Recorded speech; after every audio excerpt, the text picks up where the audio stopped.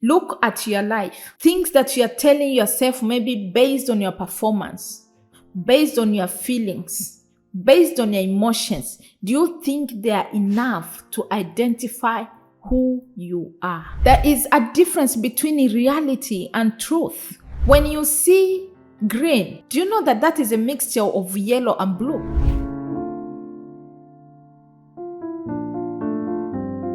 I hope you are all enjoying the series so far, and I got your feedbacks. They are so amazing. Not only that, they are also encouraging.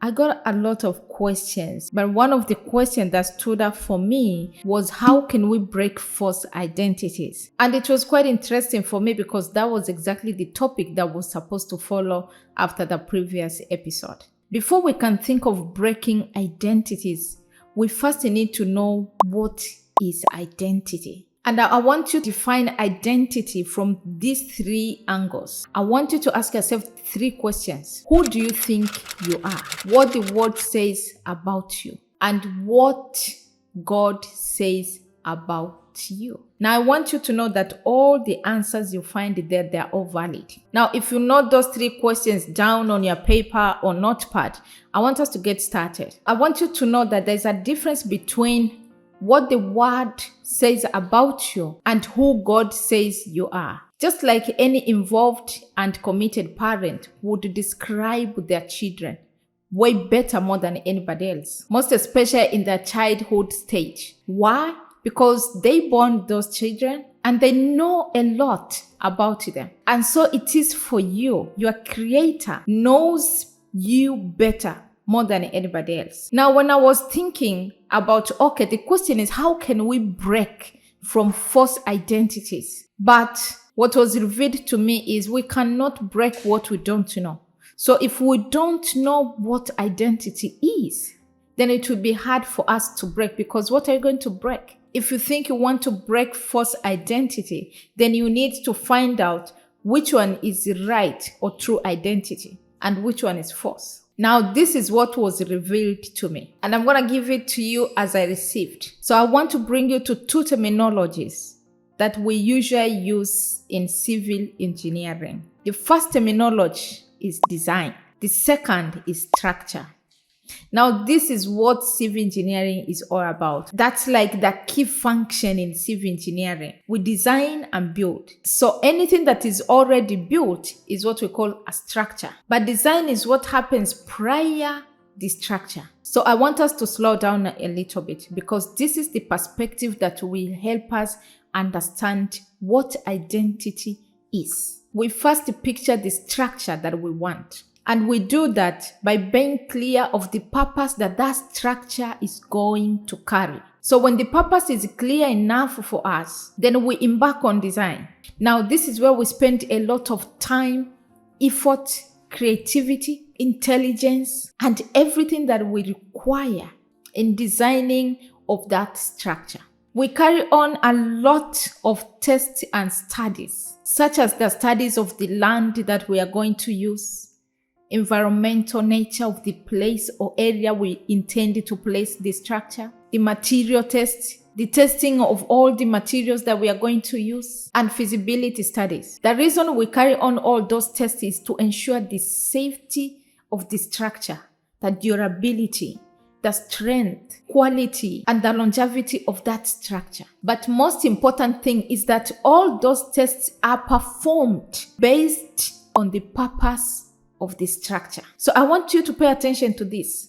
The purpose of the structure or the function of that structure is what is very important more than the structure itself. Because the purpose of the structure is what enables us to choose the material, to choose the land that we are going to place that structure, to choose the design that will perfectly fit that structure. And now when all the tests and studies are completed, that's when the design process takes place. So we do not design before tests and studies. We study first. We run a lot of tests.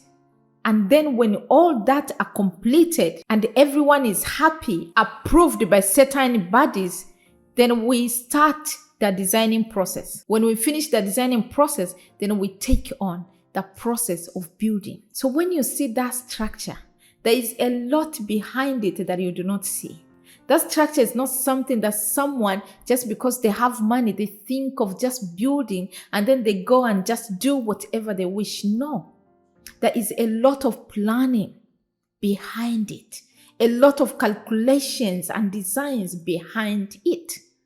And so it is to you. Now here's the thing. This is what you are. You are the design plus structure plus purpose. And all these three is what gives you identity. Now what is design? Design is that function part that you are functioning from or at. And that is your gender. Human beings are designed into two functionality. The first function is male and the second is female. Now, what is a structure? The structure is your physical body. So now that your physical body is what carries everything inside it. Remember what we said. Before even the design takes place, there is a lot of studies and tests that are conducted. How do we design? We design the structure according to the purpose it carries. And so you are. So you have been designed according to the purpose that you carry here on earth. So when you come on earth, you are already perfect, perfectly made to fit into the purpose that brought you here. In another word, that your purpose is what we call your reason for being. Now, this is what happens. Because you're already designing a structure and you're supposed to carry on purpose, otherwise you cannot function in any way. If you're not carrying on any purpose, you won't be complete, both in a worldly form or heavenly form. Now, because sometimes you may not know what your purpose is, you find yourself carrying on a different purpose. And when you carry a different purpose that doesn't belong to you, that is when you feel the brokenness, exhaustion, fatigue, and emptiness. And just like I said, that for you to understand that purpose, you need to go back to your Creator, because only Him understands what your purpose is. I invite you to watch the previous episode, I think two of them. You will find how I described what your purpose is and identity. Your purpose is hidden in Christ, and only Him can reveal it to you. I mentioned on the previous episode that He doesn't reveal fully, but stage by stage, step after step, because that purpose is what guides you here on earth, is what gives you direction, is what tells you what to do next.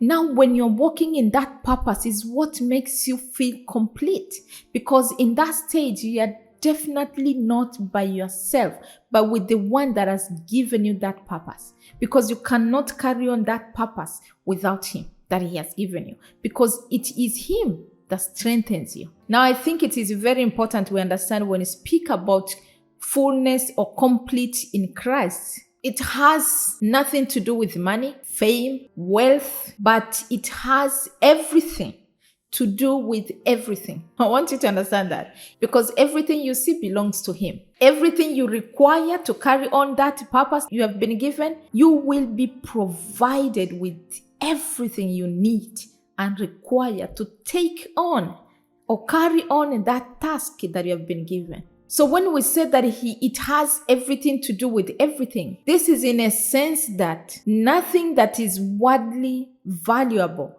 drives you. Rather, you are driven by the purpose or the calling that has been placed on you. And that's why we seek the kingdom first, because truly at that stage, what matters or what comes first to you is the matters of the heavenly kingdom and the nothing of the world. So some of you might be asking yourself, but what happens if we are born or we come correct in this world? What happens to us? Where do we gain these false identities? Every crisis begins at the family stage. That's why family is very important.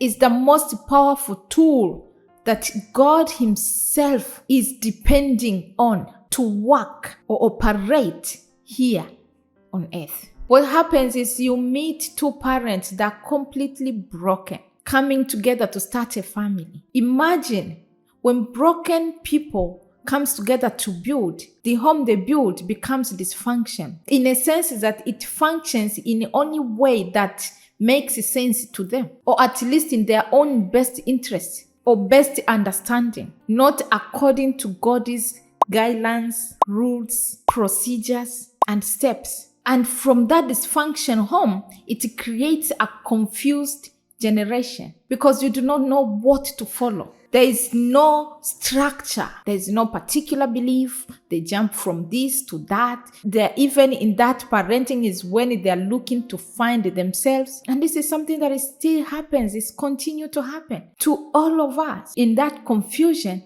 that's where we keep spreading sin. We continue to be and enter into a sinful era. And so the sinful world becomes. Sin is everything that you are doing against the will of God. Everything that you are doing out of the order of God that created you. I know I've been hearing that someone was speaking about, I can't remember what they were speaking about, and then said how it was revealed to that was alternative sin. There is no such thing as alternative sin. There can be alternative ways to sin, but sin is sin in the sight of God. Because this is what the expectation of our Creator is, to love Him genuinely with our body, spirit, and soul and mind. And if we look into scriptures, this is what Jesus Christ said as the biggest command. And this is what loving God means. Loving God means fearing Him. Despite the fact that He is such a loving Father, yet He says that those that loves Him fear Him.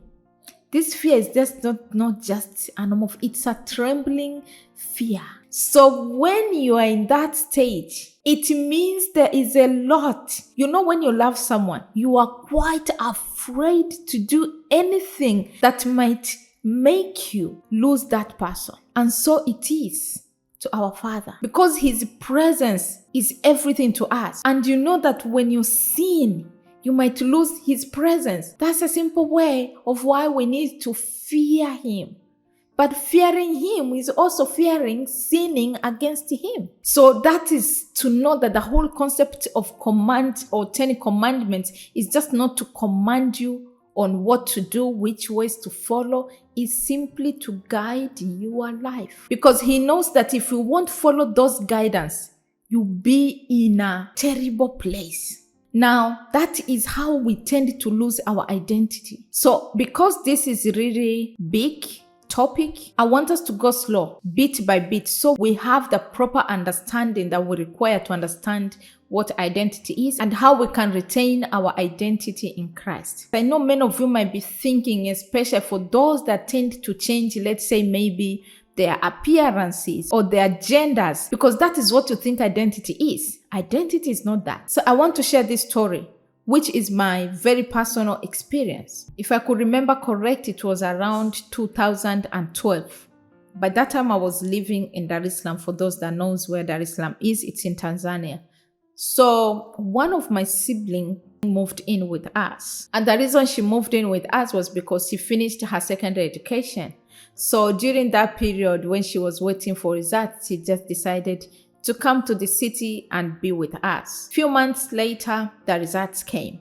When the results came out, she failed the exam. So for those that knows Tanzanian education, when you fail on secondary level, you cannot continue to high school. You either have to resit for those exams, that means resit the whole class, or find something else that you can do to move on in a different part of life. So for her, she insisted that she wanted to resit that class. For us, it was really difficult to support her idea because failing for her, it wasn't just a one-time thing.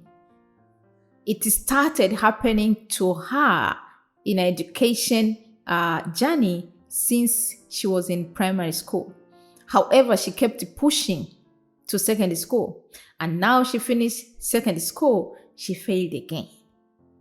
And I'm telling you that she has repeated some classes in primary school and all that. So it was something that all of us we have even put in mind, like, you know what? She's fun, she's intelligent in a different way, but when it comes to education, we thought that maybe that wasn't her area. However, we were really ready to support her to take on a different journey, whether it was to upgrade maybe her skills, interests, or talents. We were just happy to give her that chance to choose whatever she thought that she could do better, so that we do not waste money in education again when she is not in that area. But she kept insisting. Like, we could see that she was emotionally down, thinking about all the results and all the outcomes of those, results. She really wasn't happy. And she kept asking us that we should give her a chance to redo those exams. However, because of our emotion state, we said, that's all right. That's your life. So we are going to give you this chance and we are going to support you in the very best way we can. And so she did. So all of us agreed, as with our parents, agreed that, okay, she was going to resit for that exam. Now time came for her to resit. What happened was we were financially down, completely down. So she couldn't embark on that journey during that period. We had to wait. So in that wait period, because I remember, that following year, she couldn't go to school at all. So during the waiting period, what happened is what shocked all of us. One day, it was just a normal day, just like other days. I remember I was sitting with my classmates. We were studying and preparing for semester exams, which was, I think, it was commencing the following week.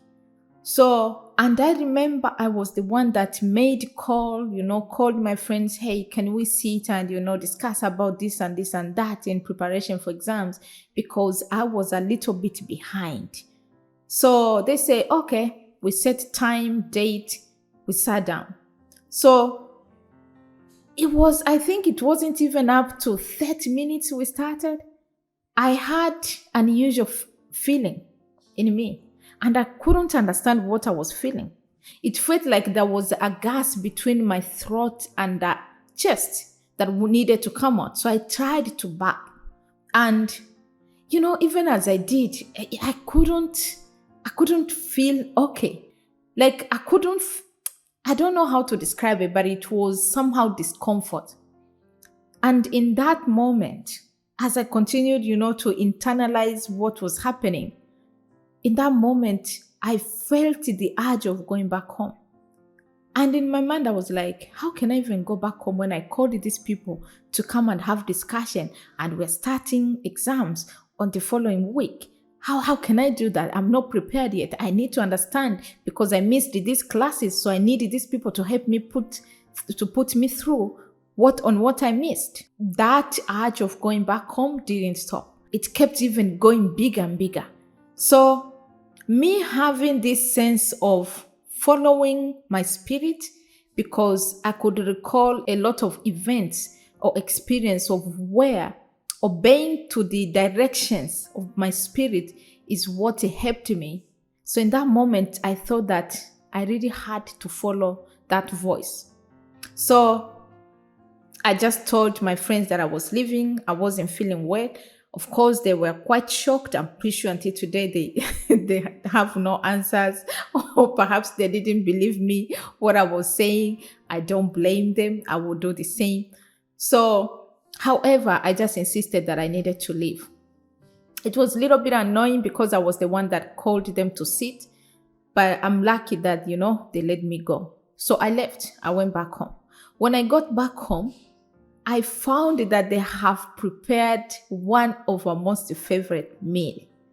Ndizi, samaki, na dagaa beach. If you're from Kagera region, I hope you know the feeling. Me seeing that food was ready, I was now way out thinking about, food and couldn't wait to start eating. So mind you, in that moment, I couldn't even think or remember why I came home. There was no feeling of anything. That discomfort, I couldn't feel anything anymore. So I remember telling myself, speaking to myself, I said, God, If you wanted me to come out of that place, you wanted me to come back home, and you know exams are coming, and you know I missed the class, so I don't know what's happening. I just want you to know that I'm relying on you. I went in, they served the food, we started eating. So we were 4 in the room. One was our neighbor, and the rest of us, 3 of us, it was me and my siblings. So we started eating. The first spoon to my mouth. I felt that discomfort again in a strong way. And I went on, what's going on? As I was thinking, I just told myself, whatever. Like I wanted to ignore it. And then I took the second spoon before I put it in my mouth. I don't know at that stage. I can't tell you the feeling because I can't remember what I felt. I don't know if it was a feeling. All I could remember is the actions that followed. I put that spoon down and I told everybody to stop eating, that we needed to worship. Now everybody was looking at me like, what? We just started eating and you're asking us to worship? And I remember saying, stand up, we need to worship and pray. So it was just so instantly. I stood up, I put on a dress, I covered my head, and I started worshiping. And I remember my neighbor bursting in a laugh, like, you must be kidding, Jennifer. You know what? When you guys are finished, you let me know. For me, I'm going to eat my food in peace. And so she left. So she left and closed the door. Like in that moment, I remember she left, but I continued in the worship. And that was so deep in the worship to the extent that I wasn't aware of what was going on the outside until when I heard the sound of a fall, like someone falling down on the floor. But again, I couldn't even, I wasn't moved to check who was that or what was going on. But I remember I heard that sound. And then followed by one of my siblings tapping me and calling me, Jennifer, this has fallen down. And I remember I looked at her and said, pray, continue to pray. That's what I said. And I continued to worship. I was busy in worshiping. So as she was calling, she called, I think, also our neighbors called like people to come and help. But also she continued to pray. I want to tell you that we were all praying and worshiping that song until today. I haven't gotten to remember what that song was, but we were all singing as if we knew the song.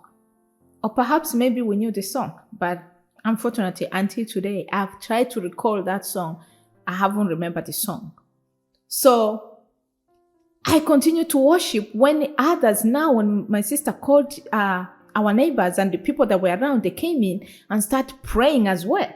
So we continued. Cutting long story short, we continued to pray, and then we ended up calling another pastor. No. Before we called the pastor to come and assist us with the situation, now that person, my sister that was down, the evil spirit started talking.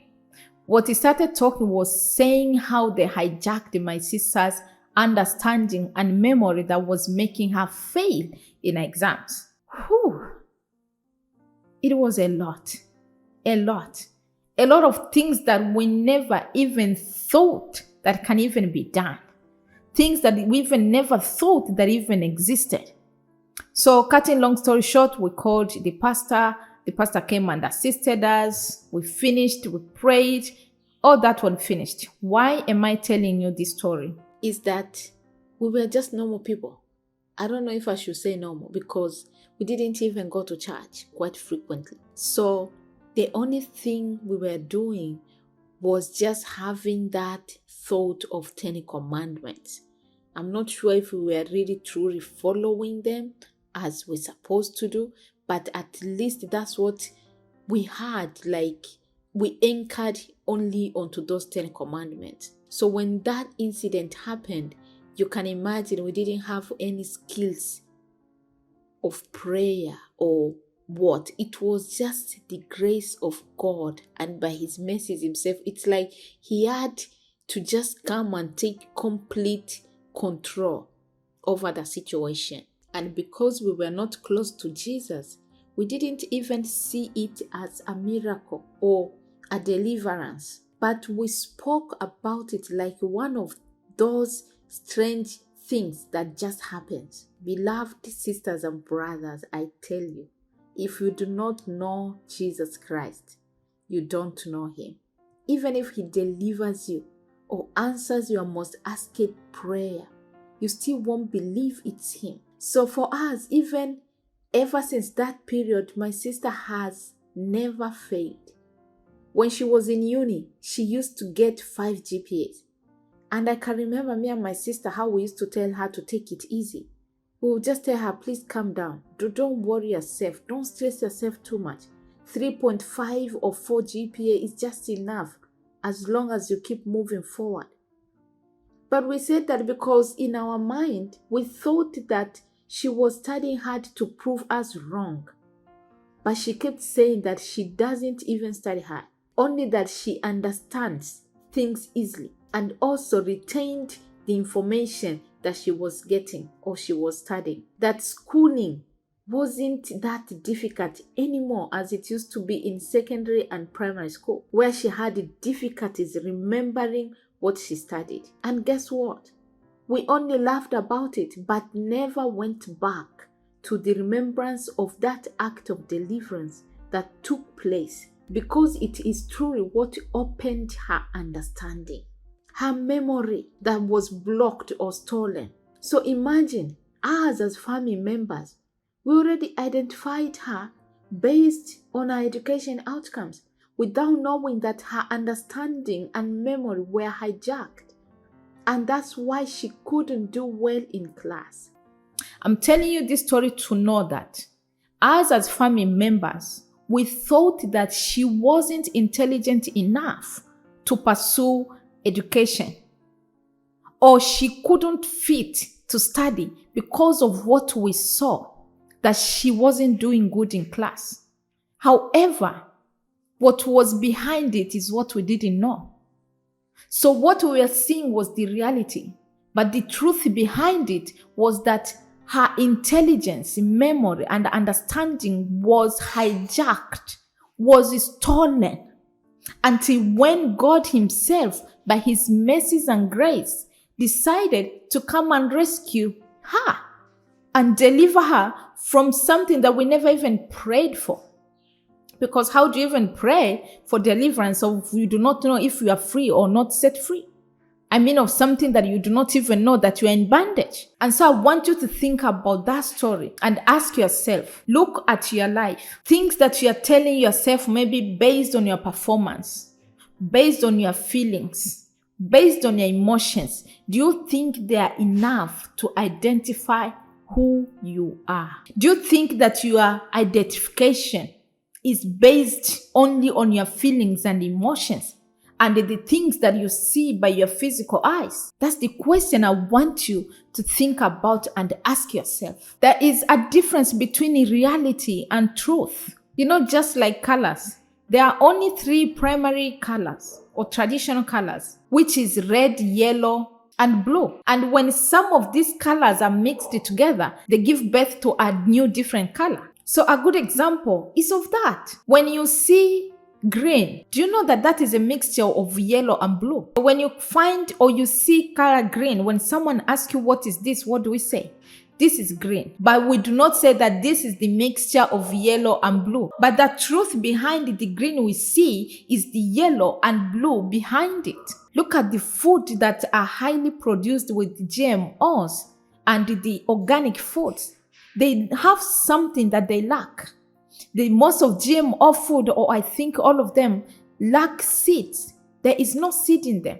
But the organic foods have seeds. Why is that difference? Because anything that is not original cannot produce. Even though they all appear to be fruits, if you check watermelon, is still the watermelon, sweeter even more than the organic ones, but they do not have seeds, and so that they cannot produce. But any fruit that is organic, it has seeds in it. You can plant that seed and produce another fruit. But with these ones, with the GMOs, you cannot reproduce. And so it is to you as well. You can only reproduce if you remain in your original form. If you change from your original form, you cannot reproduce. And so it is for your purpose. The moment you are not working in your original purpose that you have been originated to come here on earth to work on, you cannot be productive, at least to the one that sent you. Truth is always hidden, not easily found. It can also be easily manipulated. However, when you finally find that truth, it sets you free. And with that truth is what is usually examined to prove the reality. And that freedom that Jesus is talking about in the book of John chapter 8, verse 31 to 36, is not the freedom that we may all be thinking about, of just walking around and having access to each and everything we desire. No, this freedom is a freedom from guilt in our conscience. That is what freedom is. It means you might be in prison, but free of guilt. That means your conscience is free of guilt, because it is that guilty conscience that judges you. Even though the court may find you guilty free, but your conscience will never let you free. If you are truly guilty of something, it will judge you constantly. And so it is for us when we lose what our real identities are. We get lost. Our conscience continues to judge us inside until we come into attention or pay attention of what it is that our conscience is telling us. And with that guilt, you know that you cannot have peace, because peace comes when your conscience is free from guilt. I want you to spend some time read that book of John chapter 8 verse 31, or read the whole chapter. There is a lot in there. In conclusion, I want you to know that you cannot be defined or identify yourself by your feelings, what you see, or what your desires are, or even the family you were born into, but rather you are only defined by where you belong and which desires you carry on. For those that belongs to Christ, they carry the desires of their Father, Jehovah. When you carry on that desire is what you call your purpose here on earth. So when you finally know what the truth about you is, then you carry on that desires of your Father, which is your purpose of being here on earth. That is when you become complete. Now you are that design in that beautiful structure and carrying the purpose of your Creator. That is who you are. That is what makes you complete. Anything apart from that is a false identity. Because what God has for you, the desires He has for you, is what gives you a life purpose here on earth. And that's why that your true identity and purpose are hidden in Christ. And your identity has only to be found and anchored in Christ. If you are not anchored in Christ, you cannot perform your purpose, because it is Christ that reveals the purpose. I hope you enjoyed this narration, and let me know in the comment section what was your biggest takeaway from this video. Until next time, thank you all for listening and watching.